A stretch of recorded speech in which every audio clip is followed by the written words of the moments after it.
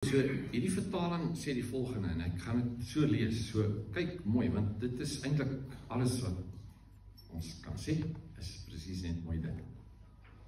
Kolossense 2 vers 9. Everything of God gets expressed in Jesus. Everything. So you can see and hear him clearly. You don't need a telescope, a microscope, or a horoscope to realize the fullness of Christ. Hy's God. The emptiness of the universe without him. You don't need all that stuff to realize who he is. When you come to know him, then fullness comes together for you too. His power extends over everything. Hy is die hoogste gesag. Maak het net vroomlik vast. Hy is die hoogste gesag. Ons weet in ons normale lewens van gesag. En jy gaan op en op en op en gesag. En die ouens onder jou moet val. Maar as altyd iemand hoor as jou. En op die ouend as jy die hoogste gesag is. Dan is jy nog getrouwd op jou.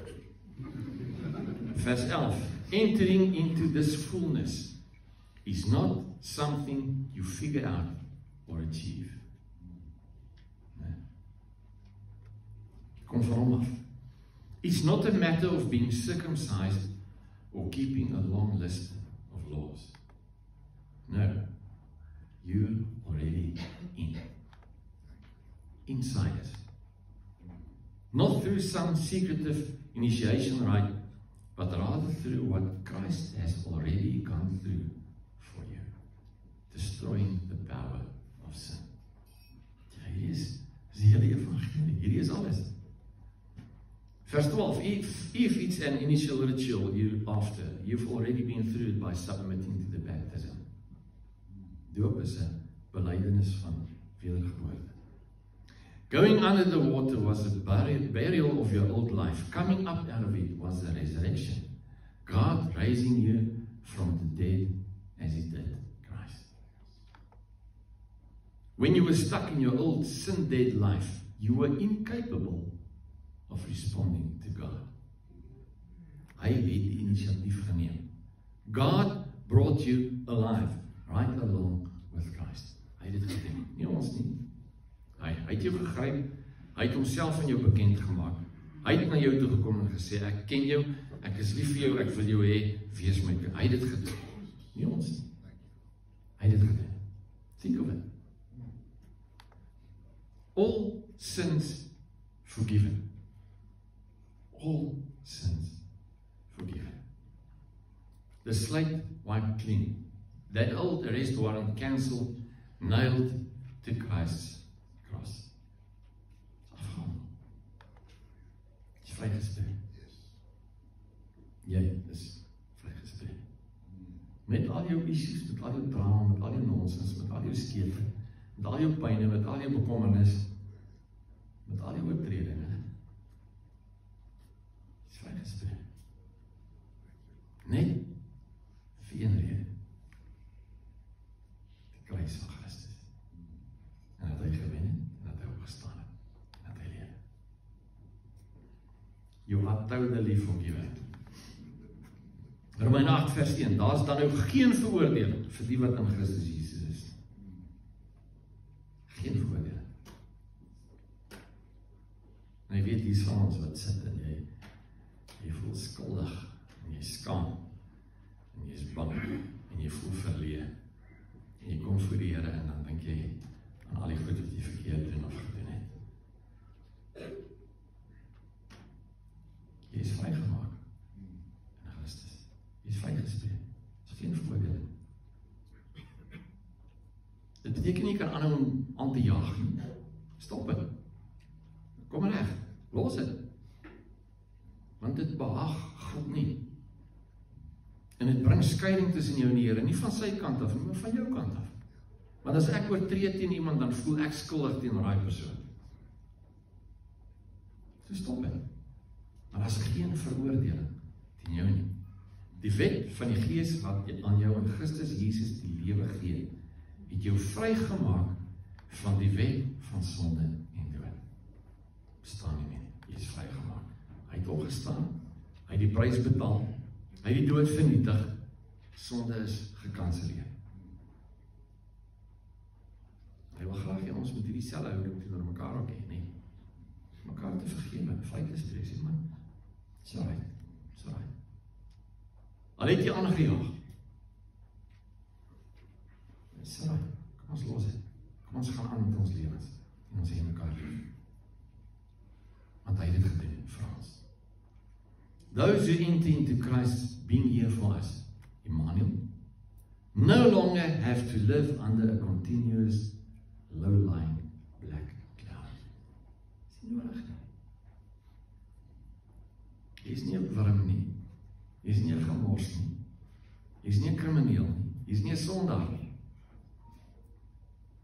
In Vader se oë. Want jy is vrygespreek. Jy is gered. In Christus. Want hy het gesterf vir jou. Galasiërs 3 vers 13. Hierdie vertaling sê, Christ redeemed us from that self-defeating, cursed life by absorbing it completely into himself. Hy het gevat en in homself ingetrek en aan die kruis gehaal. Do you remember that scripture says, cursed is everyone who hangs on a tree. That is what happened when Jesus was nailed to the cross. Hy word gevloek sodat ons vry kan wees. He became a curse and at the same time dissolved the curse. Vrygemaak in Christus. Dis die evangelie. Dis waaroor dit gaan. Nie ons nie, hy. Nie ek nie, hy het gekom omdat hy jou lief het om vir jou sondes te sterf. Alles teen jou, elke enkele sonde teen jou is aan die kruis vasgespijker. Tel nie. Is afgehandel. 2 Korintiërs 5 vers 21 sê, hy wat nie sonde geken het nie, Jesus sondeloos, geen sonde geken nie. Hom het God ter wille van ons tot sonde gemaak, sodat ons in hom voor God geregverdig kon word. So die Here kom letterlik en hy vat jou sonde, hy haal dit van jou af.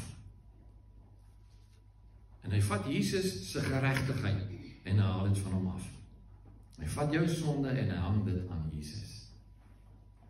En hy vat sy geregtigheid en hy kom hang dit oor jou. Die mantel van geregtigheid kom hang hy oor jou. Ja, dis die beste nuus wat daar ooit vir enige iemand kan wees. Maak die saak wat jy gedoen het nie. Maak die saak waar jy is.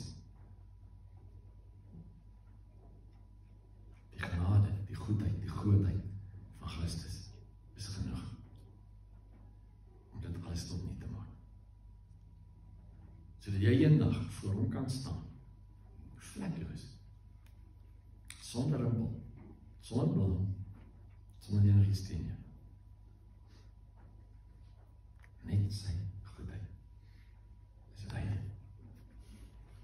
1 Petrus 2 vers 24, hy het persoonlik ons sondes in sy liggaam gedra aan die kruis as altaar en homself daarop geoffer.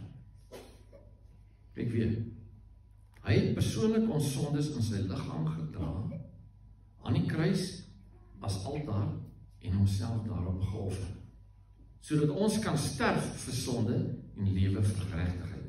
Deur sy wonde is ons genees. Dis nie bedoel.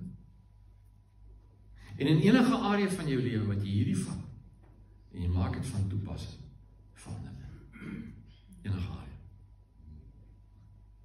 Enige ding wat jy, enige hiccup, enige probleem, enige krisis, enige twyfel, enige seer, enige pyn, enige iets. As jy nou om te kom en sê, Here, U het hierdie op U gevat, om vir my geregtigheid te gee. En hy ontvang dit. Kom hy, hy doen dit. Dalk nie op ons tyd nie, dalk nie op ons manier nie. Maar die uiteinde daarvan, gaan dit wees. gaan 'n dag kom, wat jy voor God gaan staan, sonder vlek, sonder besoedeling, sonder sonde, sonder probleem, sonder krisis, sonder pyn, sonder gebrek. Vrygemaak, nuut gemaak in Christus. Dis die kruis. Dis Paas. Dis waaroor dit gaan. Dis net Christus. So hoor dit, Jesus is God. Jesus is God. Hy is God net soveel soos wat Vader God is en wat Heilige Gees God is. Jesus is God. Hy word 'n mens. Hy lê sy godheid af en hy word 'n mens. Ons dink die kruis is 'n groot offer. Maar dink dan. Hy lê sy godheid af en hy word 'n mens. Hy betaal aan die kruis, terwyl hy onskuldig is, betaal hy vir ons skuld. Hy verslaan die vyand. Hy oorwin die duiwel, al die demone, die dood, alles. Hy kom uit en hy staan op en hy lewe as die totale oorwinnaar. Hy verslaan die vyand. Eens en vir altyd. Dis afgehandel. It's a finished work. Dit's klaar, dit's verby. Eens vir altyd. En hy's gaan. En dis hoekom ons lewe. En dis hoekom ons hoop het. En dis hoekom ons nie hoef te gaan lê nie, ons hoef nie bang te wees nie, ons hoef nie op te gee nie. En al word die regverdige 7 keer plat geslaan, staan hy weer op. Want ons is hom. Hy is God. 1 Korintiërs 2 vers 2 sê, ek het besluit om by julle van niks anders te weet nie as van Jesus Christus en hom as gekruisigde. Hy is God. En hy gryp ons omdat hy ons lief het. Kom ons bid.